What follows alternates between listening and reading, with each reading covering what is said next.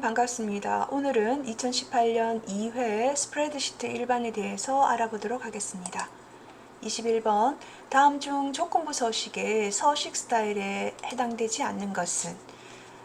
조건부 서식이라 하는 것은 데이터에서 조건을 주고 데이터에 대한 서식을 주는 건데요. 꾸미기죠. 서식이라는 것이. 자, 여기 보면 셀 강조 규칙, 상위 하위 규칙, 데이터 막대, 색조, 그리고 아이콘 집합, 수식을 사용해서 이렇게 서식을 줄 수가 있습니다. 그러면 아닌 것은 바로 그림이겠죠. 22번 다음 중 찾기 및 바꾸기 대화 상자에서 찾기 탭의 기능에 대한 설명으로 옳지 않은 것은? 문서에서 찾기와 바꾸기는 굉장히 많이 이용이 되는데요. 찾기 탭을 사용하면 지금 현재 대소문자를 구분해서 찾을 수가 있습니다. 그리고 수식이나 값에서는 찾을 수 있지만 메모 안에 텍스트는 찾을 수 없다라고 되어 있는데요. 여기 찾는 위치에 보면 수식이나 그 다음에 값, 메모를 찾을 수가 있습니다. 그래서 찾을 수 없다라고 했는 것이 잘못됐네요. 그리고 이전 항목을 찾으려면 Shift 키를 누른 상태에서 다음 찾기를 하게 되면 이전의 항목을 찾을 수가 있고, 와일드카드 문자인 별표나 아니면은 물음표 같은 특정 글자를 시작하는 텍스트를 찾을 수도 있습니다. 그럴 때는 무슨 틸드 기호를 쓰면 되겠죠. 그래서 정답은 바로 2번이 되겠네요. 23번 다음 중 데이터 편집에 대한 설명으로 옳지 않은 것은? 자료를 편집하는 것은 굉장히 중요한데요. 1번 홈 탭에서 셀 그룹의 삭제를 클릭하면 현재 되어 있는 셀 자체가 삭제가 됩니다. 그리고 딜리트 키를 만약에 누르게 되면 그 내용만 삭제가 되겠죠. 그리고 클립보드 같은 경우는 임시 기억 장소잖아요. 한 번에 하나의 데이터만 저장할 수 있기 때문에 추가로 다른 데이터를 저장하면 이전의 데이터는 사라진다고 되어 있는데요. 실제로 최대 24개까지 클립보드에 저장이 되기 때문에 다른 곳에 클립보드에다가 복사를 해뒀다가 다른 곳에 붙여놓을 수가 있습니다. 그리고 한 번에 하나가 아니고 24개까지 저장할 수 있다는 거. 그리고 선택하여 붙여넣기에서는 데이터를 뭐 행과 열로 바꿔서 넣을 수도 있죠. 그래서 정답은 바로 3번이 되겠습니다. 24번 아래 보기는 지금 입력 데이터가 주어졌을 때 이런 셀 서식을 이용해서 결과값이 어떻게 나올까를 알아보는 문제인데요. 자, 10이라는 숫자 데이터를 이렇게 샵샵 0.0을 하면 여기 소수점이야 한 자리를 표시하는 거죠. 그래서 10.0이 나오고, 그 다음에 1, 2, 3, 500이라는 입력 데이터를 샵 콤마 샵샵 샵으로 한 다음에 뒤에 천 단위 구분 기호를 하나 더 줬어요. 그런 다음에 1000원을 넣으면 1000이라고 하는 여기 쉼표가 두 번째 쉼표가 1000을 의미하기 때문에 요 뒤에 자릿수를 빼버린다는 얘기예요. 그런데 앞에 5가 반올림이 되니까 이게 1000단위 구분 기호를 하면서 데이터가 표시가 되겠죠. 그죠? 그래서 21, 2, 4가 되겠죠. 그죠? 이렇게 결과값을 보면 21, 2, 4, 1000원이 됩니다. 그리고 홍길동 다음에 문자 데이터 뒤에 글자를 추가를 할 때는 이렇게 골뱅이 표시를 하는데요. 그럴 때는 이제 이렇게 홍길동 기하라고 글자가 들어가게 되고, 1, 2, 3.1인데요. 0.00 형태로 데이터 셀 서식을 주어졌을 때 소수점 이하 자릿수가 두 개이기 때문에 1하고 0이 반드시 들어가게 되겠죠. 그래서 결과값은 2번이 틀린 값이 되겠습니다. 25번 다음 중 작성된 매크로를 실행하는 방법으로 옳지 않은 것이에요. 매크로를 작성한다는 것은 매크로는 반복되어 있는 작업을 한 번에 실행하는 형태가 바로 매크로인데요. 1번에 매크로를 지정한 도형을 클릭해서 실행할 수 있다. 매크로를 실행할 때는 도형도 될 수 있고 그리고 단추도 할 수 있죠. 2번에 매크로 대화 상자에서 매크로를 선택하여 실행한다.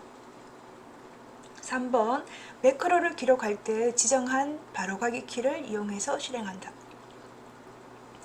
4번 매크로를 지정한 워크시트에 셀 자체를 클릭해서 실행한다. 자, 여기에서 매크로를 지정한 워크시트의 셀 자체는 실제로 실행이 되지 않습니다. 예, 그래서 정확하게 매크로를 실행할 때는 도형을 클릭하거나 아니면 단추에 매크로를 지정했을 때는 단추를 누르거나 아니면 이제 실행 버튼을 눌러서 사용하거나 아니면 매크로 바로가기 키를 이용해서 단축 키를 지정했기 때문에 바로가기 키를 이용해서 매크로를 실행할 수가 있습니다. 셀 자체를 클릭하면 매크로는 실행되지 않습니다. 26번 다음 중 매크로에 대한 설명으로 옳지 않은 것은 1번 매크로 이름은 대소문자를 구분하지 않으며 공백이나 마침표를 찍어서 매크로를 설정할 수 있다. 1번이에요. 그죠? 공백을 넣으면 안 됩니다. 그리고 두 번째, 매크로를 실행할 때는 컨트롤 키를 눌러서 단축키를 사용할 수가 있는데요. 실제적으로 이 단축키는 매크로가 포함된 통합 문서가 열려있는 동안 실행을 할 수 있고, 만약에 단축키가 동일할 때는 엑셀의 바로키는 무시를 합니다. 그래서 우선순위가 매크로의 단축키가 우선순위가 높다는 거죠. 3번에 매크로를 기록하는 경우는 실행하려는 작업을 완료하는 데 필요한 모든 단계가 매크로 리코더에 의해서 기록이 되고 리본 메뉴에 있는 이렇게 자료를 마우스로 왔다 갔다 하는 것은 기록에 포함되지 않습니다. 엑셀을 사용할 때마다 매크로를 사용할 수 있게 하려면 개인용 매크로 통합 문서로 저장을 해야 되겠죠. 이것이 여러분들 그때 확장자가 personal.excelSB입니다. 자, 27번 다음 중 입력한 수식에서 발생한 오류 메시지와 그 발생 원인을 옳지 않은 것은 샵밸류라고 하는 것은 실제적으로 잘못된 인수나 피연산자 중간에 연산자가 있는데 이것을 이제 값이 잘못되었을 경우에 밸류가 뜨겠죠. 그리고 디바이드 바이 제로는 특정한 셀을 0으로 나누거나 또는 빈 셀로 나누었을 때 네임 오류는 실제적으로 함수 이름을 잘못 썼을 경우죠. sumif인데요. sumlf를 썼을 때도 네임 오류가 뜨겠고 아니면 번지를 띄워 쓰기를 해야 되는데 이렇게 번지를 이렇게 A1에서부터 A10번이라고 했는데 이게 콜론이라는 위치가 이렇게 빈 공간을 줘야 되는데 같이 붙였다든지 이런 경우는 네임 오류가 발생할 수 있습니다. REF는 참조 오류죠. 그죠? 그래서 참조 오류가 나타났을 때 REF 오류가 뜹니다. 숫자 인수가 필요한 함수에 다른 인수를 지정할 때가 아니죠. 그죠? 예. 자, 28번 다음 중 함수식에 대한 결과가 옳지 않은 것은입니다. 지금 함수가 나왔을 때는 굉장히 어려운데요. 여러분들이 모드라고 하는 것은 나머지를 구하는 거 모드, 그러니까 목을 나머지로 나눴을 때 얼마야 라는 문제가 모드 함수겠죠. 그래서 요거는 1이 나오겠죠. 칼럼이라고 하는 것은 바로 열인데요. C5번은 A열이 1열에 있죠. B열이 2열에 있고 C열이 3열에 있으니까 C5번 이 행의 위치는 상관이 없고 C열의 위치가 열이기 때문에 3이라는 것이 나옵니다. 트렁크는 트렁케이션의 약어인데요. 절삭이죠. 그죠? 무조건 소수미야 자리수는 잘라버려라. 이런 말이 바로 트렁크입니다. 그리고 파워라는 단어는 파워 그릇째 곱을 얘기합니다. 그래서 5의 3승이죠. 첫 번째 인수와 두 번째 인수가 있을 때 5의 3승을 표시하는 것이 바로 파워입니다. 그래서 5의 3승은 125가 되겠죠. 그래서 정답은 바로 4번이 되겠습니다. 29번 다음 중 아래 차트에 관한 설명으로 옳지 않은 것은 차트 문제가 항상 나오죠. 자, 일단 여기 권역별 영업 실적표는 차트 제목이고 가로축, 기본축, 그리고 이 기본축에 대한 제목이 있고 그리고 가로축의 제목도 있네요. 자, 범례는 지금 없는 것 같은데 범례가 표시되어 있다. 이것이 잘못됐네요. 제목이 있고 차트 이거는 묶은 세로 막대형으로 지금 되어 있어요. 기본 세로축의 제목이 이렇게 표시되어 있죠. 그래서 정답은 바로 범례가 표시되어 있다입니다. 자, 30번 아래 워크시트에서 표 1이 있어요. 여기 표 1에 주어진 자료 중에 보면 F3번에서부터 지금 5번까지 지금 이제 총 매출액을 지금 구하려고 하는데요. 영업 1부, 영업 2부, 영업 3부에 따라서 이 총 매출액이 어떻게 되는지를 서미프 함수를 이용해서 구하고 싶어요. 그러면 지금 서미프 함수의 형식을 일단 먼저 보겠습니다. 조건을 만족하는 합을 구하세요 라는 말이 sumif예요. 그래서 if나 sumif, 뭐 countif, averageif 이렇게 if가 붙으면은 무조건 조건이 들어가요. 그래서 조건 범위가 있고 조건 바로 합범위를 나타내는데요. 그러면 여러분들이 지금 문제에서 보면 여기가 이제 범위가 매출액의 합계니까 그죠? C열의 3번에서부터 자 일단 이제 그 C열의 16번까지의 요 합을 구하는 거예요. 그죠? 근데 어떤 조건을 가지고 있냐면은 이 영업부에 따라서 지금 원래 데이터 중에서 영업 1부, 2부, 3부에 따라서 그러니까 조건 범위가 바로 소속이 되네요. B열의 3번에서부터 B열의 16번까지 다 되어 있어요. 그렇죠? 근데 이제 이게 채우기 핸들로 밀기 때문에 요게 상대 참조로 되어 있으면 안 되고 절대 참조가 되어 있어야 되겠죠. 그래서 이거는 상대 참조, 요거는 혼합 참조로 되어 있네요. 그래서 절대 참조로 되어 있는 행과 열에 달러가 붙은 것을 우리가 절대 참조라고 하는데요. 그 절대 참조가 되어 있는 3번과 4번이 일단 답으로 보겠습니다. 그러면 3번, 4번 중에서 조건이 지금 2의 3번이죠. 요거는 이제 1부, 2부, 3부 해서 이 조건이 바뀌기 때문에 상대 참조로 해주면 됩니다. 둘 다 맞게 되어 있네요. 자, 그런 다음에 지금 합을 구하는 범위가 C열의 3에서부터 C열의 16인데요. 자, C열의 3에서부터 C열의 16을 구하고자 할 때 보니까 이것도 절대 참조를 해줘야 되겠죠. 그러면 절대 참조를 하기 위해서 되어 있는 것을 보니까 3번과 4번 중에 3번이 맞죠? 4번은 혼합 참조로 되어 있네요. 지금 이제 요 혼합 참조 중에서도 열이 고정되어 있고 행이 바뀌는 형태로 되어 있습니다. 예, 이거는 안 되고 절대 참조. 왜냐하면 채우기 핸들로 밀기 때문에 이 합범위도 마찬가지로 변하면 안 되니까 고정되어 있어야 되겠죠. 그렇죠? 그래서 정확하게 3번이 정답이 되겠습니다. 31번 다음 중 함수식에 대한 결과가 옳은 것은 입니다.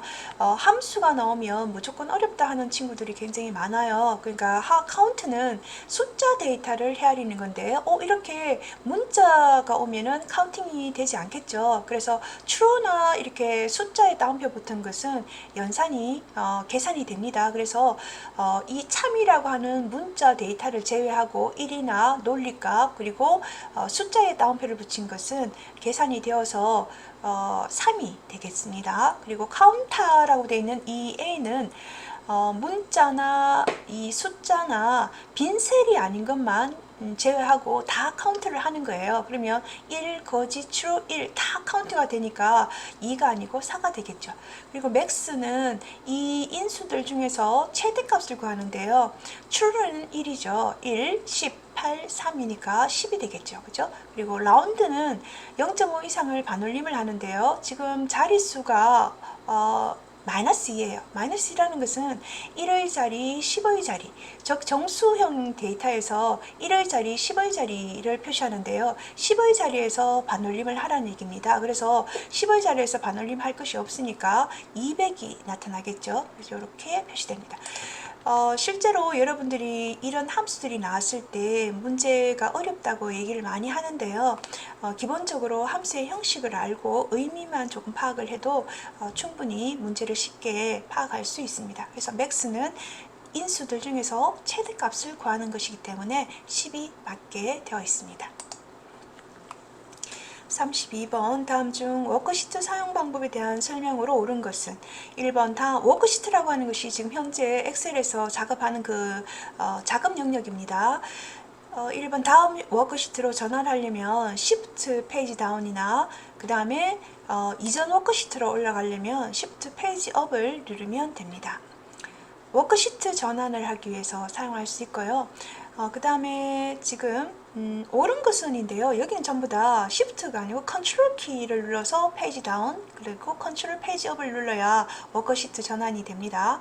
그리고 2번은 시트를 복사하려면 일단 컨트롤 키를 누른 상태에서 시트 데이터를 드래그 앤 드랍을 해야 되겠죠.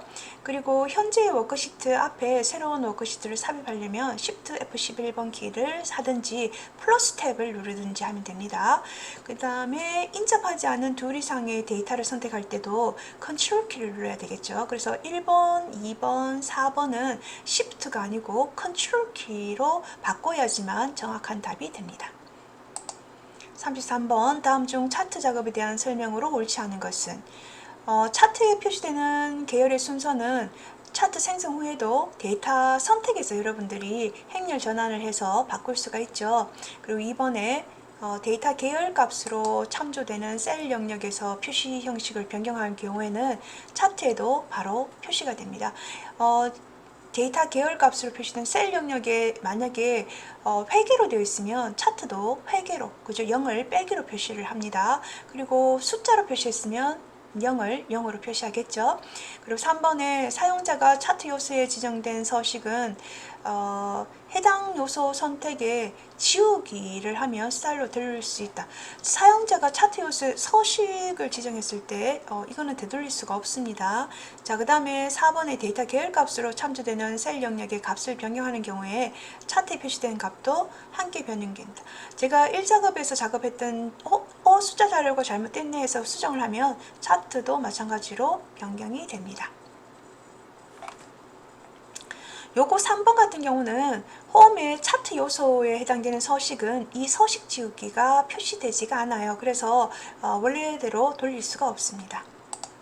34번 다음 중 원형 차트에 대한 설명으로 옳지 않은 것은 원형 차트나 도넛을 여러분들 구분하셔야 되는데요. 원형 차트는 계열이 하나일 때만 사용을 합니다. 그래서 한 개의 계열만 있을 때 사용하고 데이터를 조각할 수가 있죠. 그래서 조각에서 첫 번째 각을 조정할 수가 있고 전체에 대해서 항목에 대한 비율로 나타내는 것이 원형이고 원형이기 때문에 데이터표를 나타낼 수가 없죠.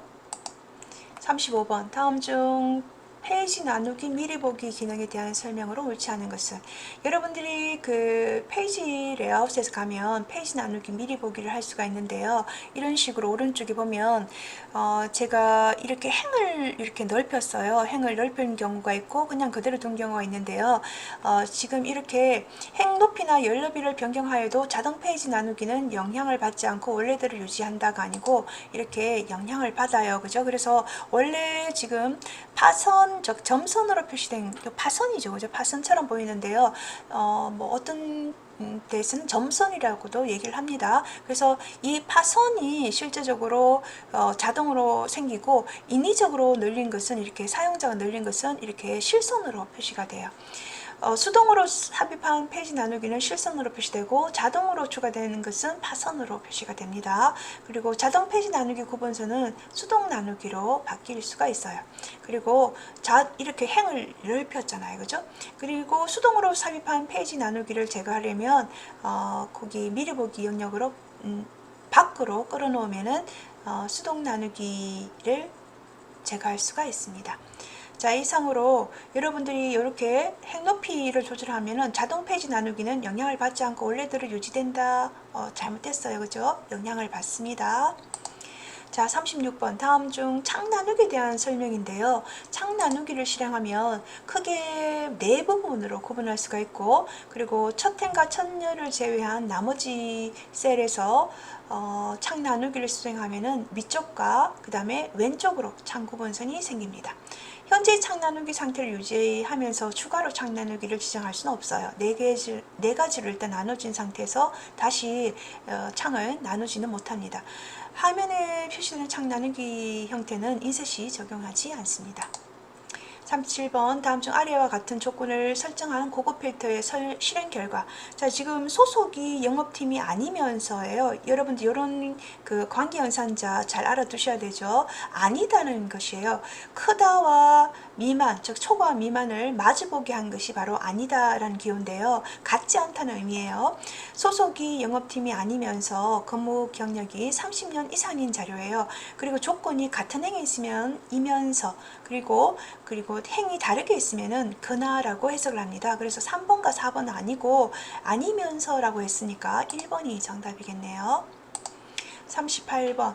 다음 중 시나리오에 대한 설명으로 옳지 않은 것은? 시나리오나 목표값 찾기는 예측을 하기 위한 도구로서 많이 사용이 되는데요. 시나리오는 입력값은 알고 있지만 결과값을 알고자 할 때 쓰는 것이 바로 시나리오입니다. 그래서 입력된 자료들을 그룹별로 분류하고 해당 그룹별로 원하는 함수를 사용해서 계산 결과를 구한다. 이거 뭘까요, 여러분? 네, 부분합이죠.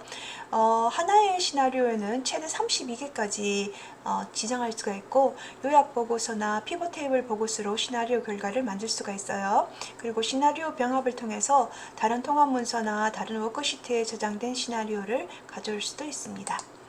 자, 피벗 테이블에 대한 설명인데요. 이 피벗 테이블도 요약표라고 할 수 있죠. 그래서 이 피벗 테이블은 원본 자료가 변경되려면 새로 고침을 반드시 해야지 피벗 테이블이 반영을 할 수가 있고, 작성된 그 피벗 테이블을 삭제하는 경우에는 만약에 피벗 차트는 일반 차트로 돌아가게 됩니다. 그리고 피벗 테이블을 삭제하려면 피벗 테이블 범위를 정의한 다음에 딜리트 키를 누르면 되고, 그리고 삽입 위치는 새 워크시트뿐만 아니라 기존 워크시트에서 시작 위치를 변경할 수도 있습니다.